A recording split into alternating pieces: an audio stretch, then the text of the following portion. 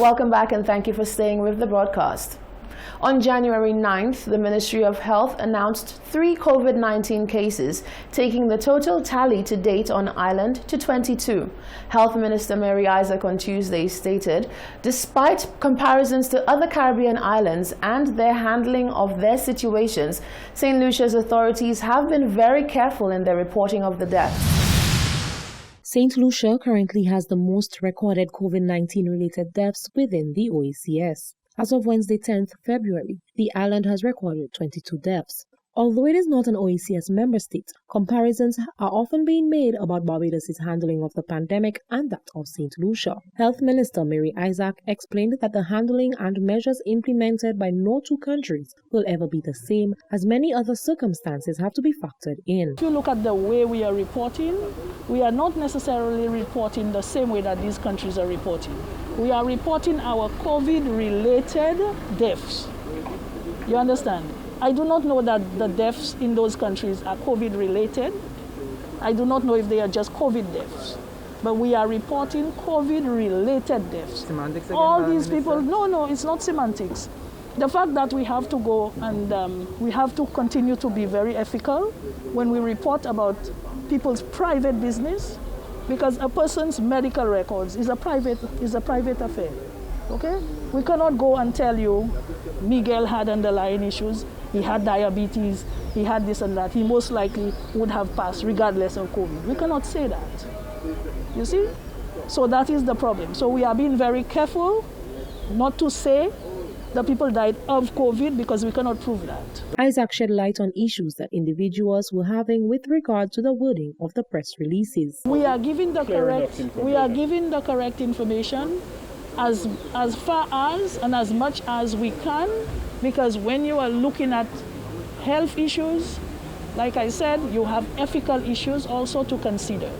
People do not want us, and it is not right for us to be out there saying, Miguel, I'm always picking on Miguel, sorry. Somebody died of this and that, but the person also had COVID. We cannot say that. You understand? What good will it do for you to know that the person passed because of something other than COVID, and it was COVID and all of that? These are just semantics. What is important is that we are losing lives. That is what is important. Is it going to be me next? Is it going to be you? And what we have to do to prevent this loss of life is to continue to wear our masks. Isaac says people need to be more careful when making the comparisons to other countries, as the press releases specifically indicated that the deaths are COVID-related and not necessarily COVID deaths. That is just within the last few days. And if you look, we are also the largest country in the OECS in terms of population. That is no excuse. But what you have to look at is the way that we are reporting. We are not saying these people died of COVID, okay? We are saying COVID-related deaths. That is how we are reporting it. We cannot say for a fact that these people died as a result of COVID. All we can say is after they passed, but the post-mortem show that they also were positive. So does that mean that all these people, except for one, had other conditions. Isaac says, as the fight with COVID-19 continues, members of the public need to continue being vigilant and adhere to the protocols that have been implemented for the health and safety of all. Reporting for Hot 7 News, I am Genevieve Gonzalez. St. Lucia has revised its isolation strategy as it seeks to manage COVID-19 cases on island. Effective immediately, persons isolating at home will be moved to state-based quarantine after breaches to home-based isolation were recorded, as well as the inadequacy of some homes to give the required isolation. The Ministry of Health and Wellness continues to manage the current surge of COVID-19 cases being diagnosed in St. Lucia. The ministry has utilized a mixed model of care, which allowed for the management of mild cases to take place within communities. That approach had been taken given that approximately 80% of people diagnosed with the virus experienced fairly mild disease. As a result, a large number of cases remain at home to isolate and receive care until they recover. The Chief Medical Officer says that this will all change as the ministry has been experiencing difficulty with managing these cases. in undertaking routine reviews of the national plan to manage the COVID-19 outbreak, which includes the treatment and care component, the Ministry of Health recognizes the need to adjust this model of care. There has recently been a large number of persons being managed in community. This, combined with the inadequacy of the homes to give the required isolation as well as breaches, has resulted in changes to the care of our confirmed cases. Home isolation is now being transitioned to state-based isolation facilities. Dr. Sharon Belmar-George says that effective immediately mild cases are being placed within hotel sites, and the moderate to severe cases continue to be cared for within the National Respiratory Hospital. This allows for a greater degree of vigilance in the management of the milder COVID-19 cases, given home isolation cannot be effectively conducted for some individuals who are in care. These changes have been made primarily to protect the health and safety of all, not only people diagnosed with the virus. It is expected that this new model will support the efforts to contain the virus and will allow for more focused care being delivered to all our patients as their period of infection is being managed. The Ministry of Health thanks the public for their support and cooperation in observing this new policy. For the Hot 7 News, Nisha Charles reporting.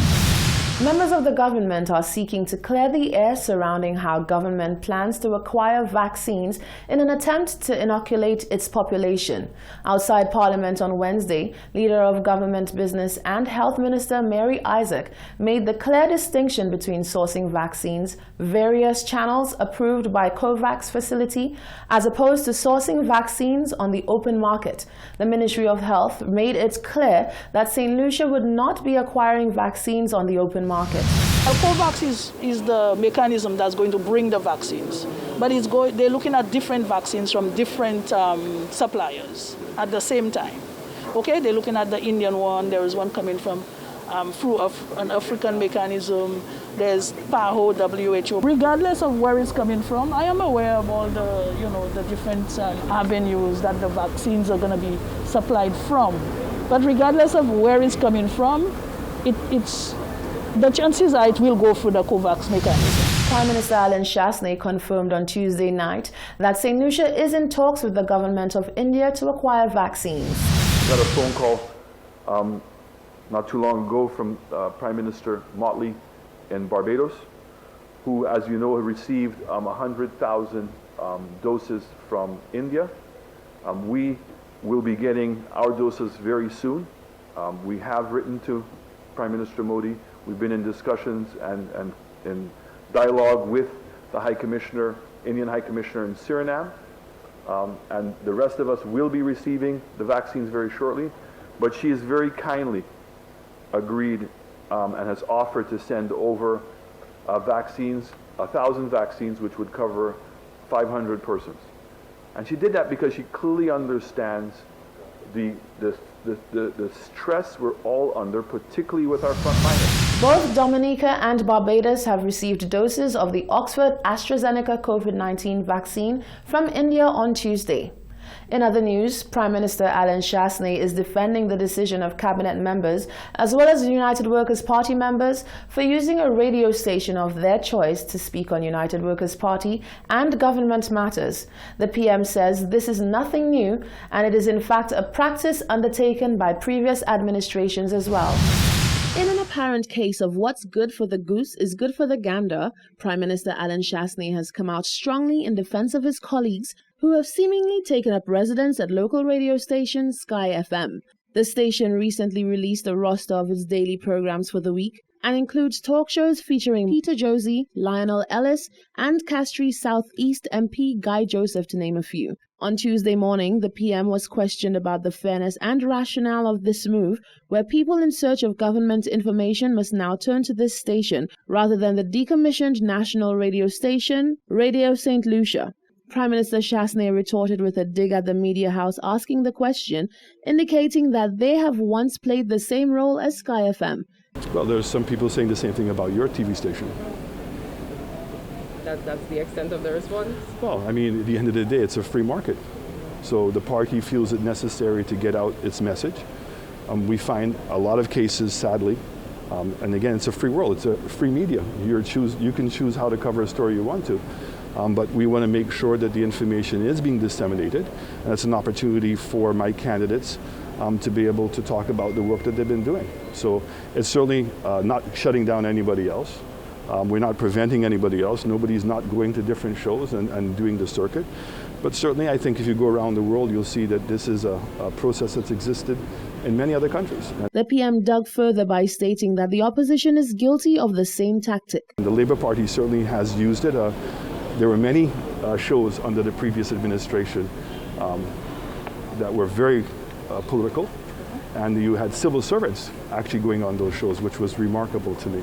When asked if he believes that there is a need for a middle ground where media and governments can meet to disseminate non-biased information, this was the PM's response. Well, I'd like to think that maybe Choice thinks that there's a market for that, or that HTS does, or DBS does. I mean, are you suggesting that they're all politically hinted? I mean, I think that there are some radio stations and TV stations that continue to say that they're being objective. So I think that the more choices we have, the better it is. Radio St. Lucia was in operation for 45 years until it was shut down in 2017. You're watching the Hot 7 TV Nightly News. Stay with us, we have more news after this break.